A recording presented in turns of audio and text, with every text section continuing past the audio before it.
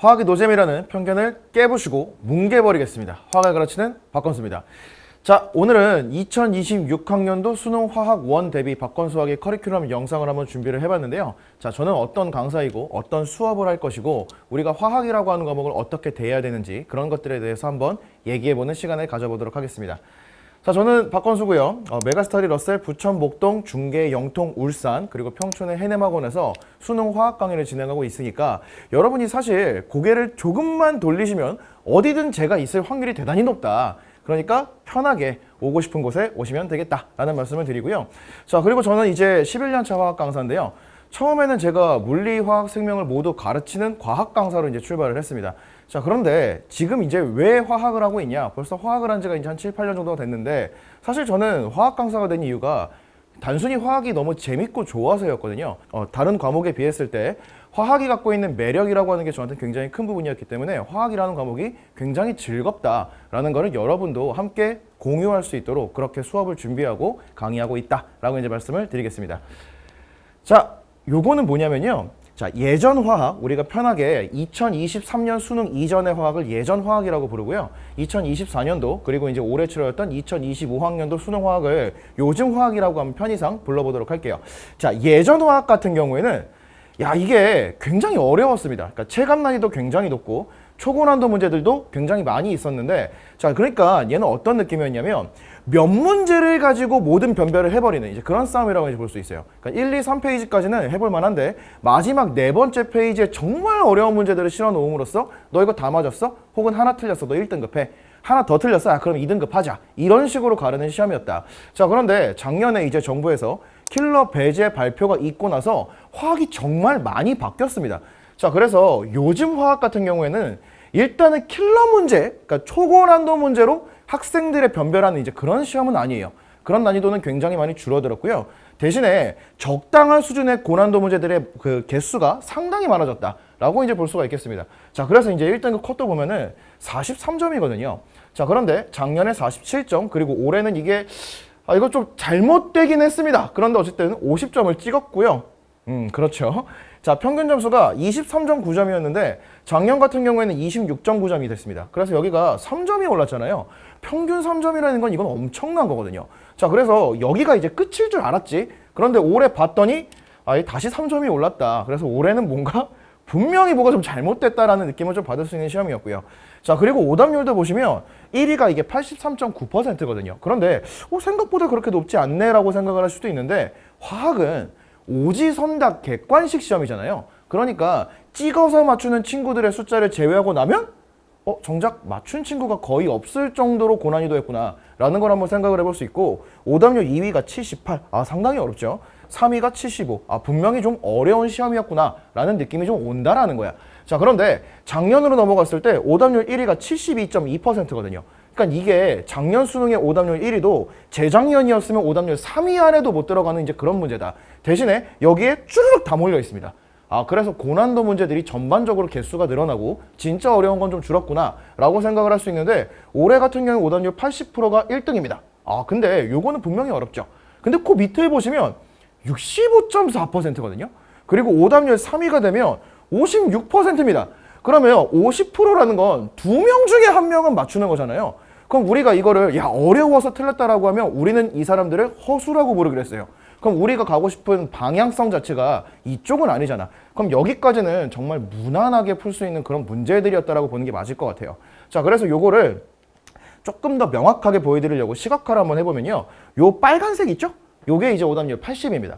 자, 그리고 노란색이 오답률 70%대, 그리고 초록색이 오답률 60%대인데 이게 재작년 수능이에요. 그러니까 전체 문제 20개 중에서 거의 절반 정도가 변별력을 갖추고 있다라고 이제 볼 수가 있다라는 것이죠. 그러면 이제 올해는 어땠느냐? 이거 이제 깜짝 놀라시면 안 됩니다. 짜잔 이렇게 나오거든요. 얘가 오답률 80이고요. 그 다음에 얘가 오답률 60%대, 그리고 여기가 새하얗죠. 그러니까 여기들은 이제 변별력이 없었다. 그러니까 당연히 이 시험은 만점 자체가 1등급이 나올 수밖에 없는 구조를 갖고 있는 시험이었구나라는 거를 우리가 눈으로 확인할 수밖에 없는 시험이다. 정말 쉬웠습니다.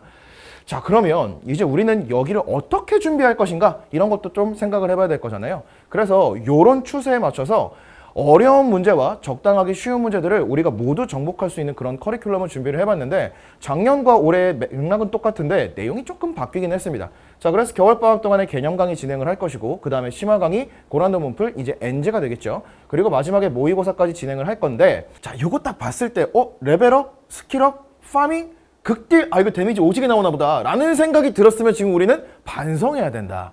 자, 이게 RPG 게임의 레벨업 테크트리거든요. 이제부터는 우리가 이제 고3인 순간부터는 게임에 대한 그 욕망을 잠깐 내려놓고 공부에 좀 집중을 하는 1년이 되었으면 좋겠다. 대신에 그 게임에서의 재미를 화학에서 느낄 수 있으면 좋지 않을까라고 한번 생각을 해보고요. 자, 겨울방학 동안에 진행되는 개념 강의는 이게 질문이 상당히 많이 들어온 게 이런 게 있어요. 2학년 때 나 화학 했는데 그럼 개념 내용 알고 있고 어느 정도 암기도 돼 있는데 개념 강의 또 들어야 되냐? 라는 질문 굉장히 많이 나오거든요. 그런데 수능에서의 개념은 2학년의 개념과는 좀 다릅니다. 자, 2학년의 개념이라고 하는 건 말 그대로 내가 내용을 익히고 암기하는 거에 초점을 맞췄다라고 하면 수능에서의 개념은 그걸 넘어서서 문제에서 이 개념이 어떻게 표현이 되고 이 개념을 딱 보자마자 답으로 어떻게 도출할 수 있는 것인가. 그러니까 문제를 풀기 위한 실전 개념으로 접근을 해야 우리가 수능에서 원하는 결과를 얻을 수 있을 것이다 라고 말씀을 드리고요. 자, 그래서 우리가 개념 강의에서 이 내용들을 가지고 문제를 풀면서 개념을 문제에 녹이는 방법들, 실전적인 것들을 체감하게 되는 그런 강의로 준비를 했습니다. 자, 그 다음에 요 월간 박건수 월간지인데요. 요거는 제가 굉장히 자부심을 갖고 있는 이제 그런 교재라고 이제 볼 수 있는데 앞에 1월 달부터 9월 달까지 쭉 이렇게 이제 이어지는 길 모양으로 이제 디자인을 했는데 예쁘죠? 어쨌든 자, 요거는 이제 어떤 거냐면 자, 제가 이제 강사 생활을 하다 보니까 문제 자체를 본인이 직접 만드는 강사분들이 생각보다 많진 않습니다. 물론 여기엔 장단점이 있긴 한데 자, 일단 월간지 같은 경우는 제가 문제를 직접 출제를 하고 있고요. 굉장히 많은 문제, 퀄리티 좋은 문제를 공급을 하고 있습니다. 자, 이 단점은 어떤 게 있냐면 그냥 제가 수면 시간이 줄어요. 그러니까 저만 이제 고생을 하면 되는 거고 여러분한테 단점은 아닌 거죠. 그러면 장점은 어떤 게 있냐?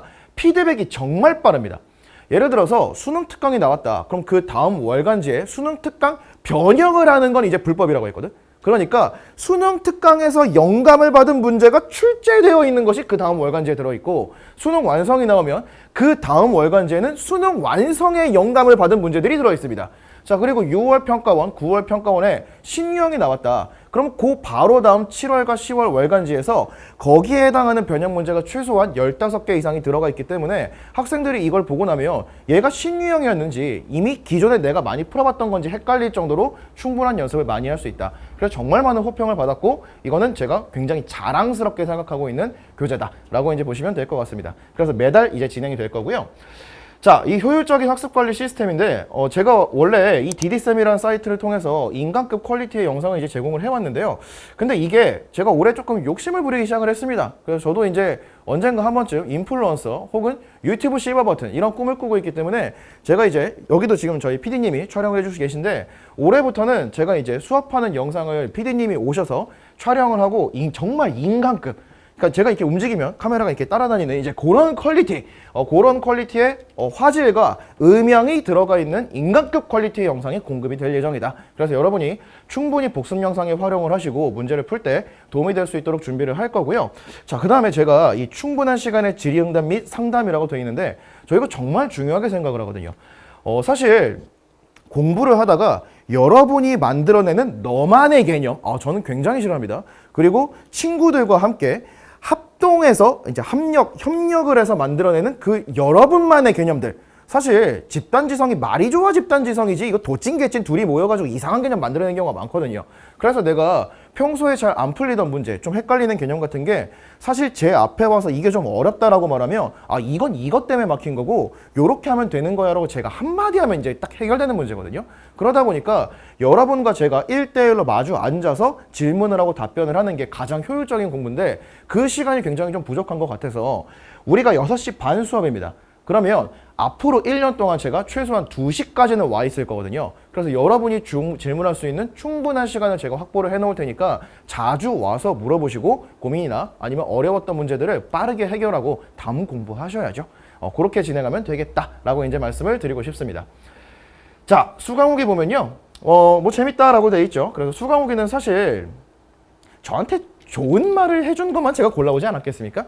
자, 그런데 모든 수강후기를 통틀어서 가장 공통적으로 들어있는 내용은 재밌답니다. 애초에 저도 고등학교 때 그렇게 막 선생님들이 막 좋아하는 예쁜 학생 그런 건 아니었거든요. 일단 제가 기본적으로 고등학생 때부터 수업이 좀 재미없으면 잡니다.